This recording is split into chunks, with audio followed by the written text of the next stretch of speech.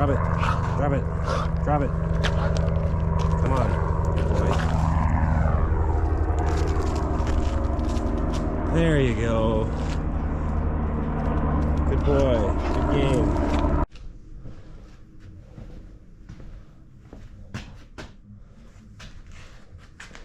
So I'm building out this whole tile section. This piece was the center point, this drain. So all my grout lines have to come off of it. I got this drain. There's a sauna. This is going to be a sauna in here. That pool needs finished. So I got tile down this whole thing. Tile walls, cedar, all tile. It's keeping me busy. It's the day job. Crawling on my knees. I do like tile though, I tell you. It's very meditative. And you have to like plan. I mean, look at these tile lines, the grout lines, like connecting everywhere. You kind of can dork out on getting your grout lines perfect, which is the name of the game. I like to think about cross-discipline craftsmanship. I mean, it seems unlikely, but getting better at tile lends itself to getting better at ski building or any of it. Gets you better at drywall, gets you better at framing, gets you better at whatever. It's all about tile specifically is awesome because you have a map. You're laying out your map and it's got to go. So I've got to be hitting my drains in the right spots. So I got to plan ahead, do what you want, and if you fuck it up, you got to look at it forever. This is looking pretty good.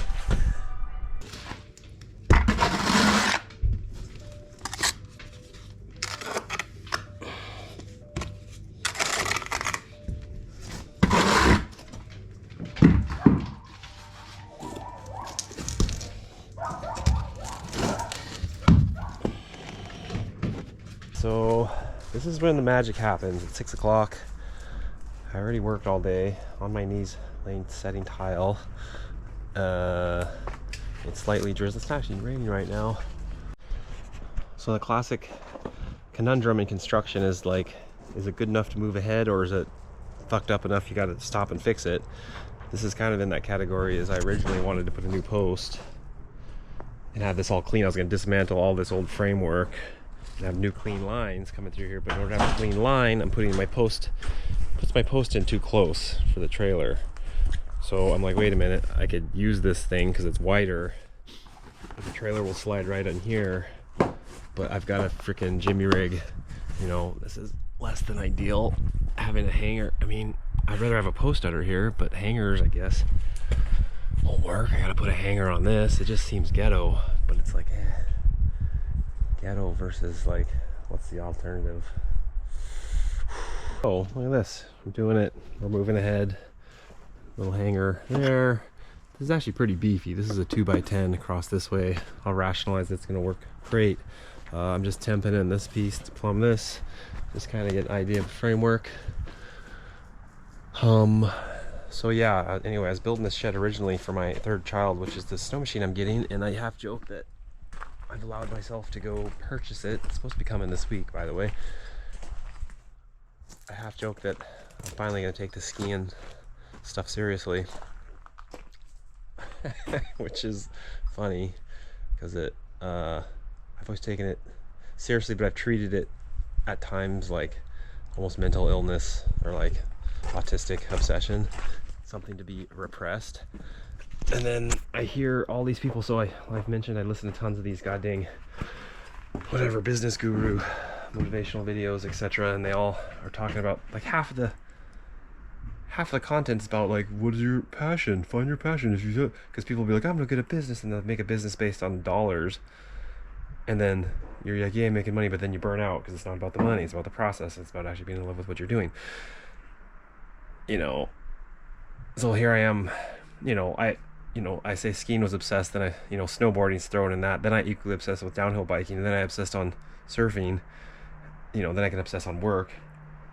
I've got the ability to obsess on whatever if I choose to. Then running, so speaking of which, I've just purposely taken a break. I had a 6-year kind of a hardcore running push where I maxed out kind of last summer. I was doing multiple 20-30 mile races. I did a 50 mile race last summer, And like the next move, you know, I was like, I want to break 1:15 and a half marathon, or I'm going to do a 100-mile race, or I'm going to break this time on this. You know, you start coming up with these kind of goals. They're all kind of arbitrary within the context of running, you know, which is cool. I like it. I like the lifestyle.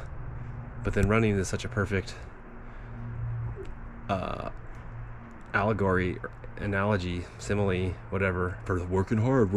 You know, half these other business guys are just like, you gotta learn how to work hard and be disciplined, and all these things. I'm like, oh my god. So I'm obsessive compulsive with my passions. That's easy. I'm disciplined out the wazoo to a fault, where I'll be disciplined to do some bullshit that doesn't make me any money.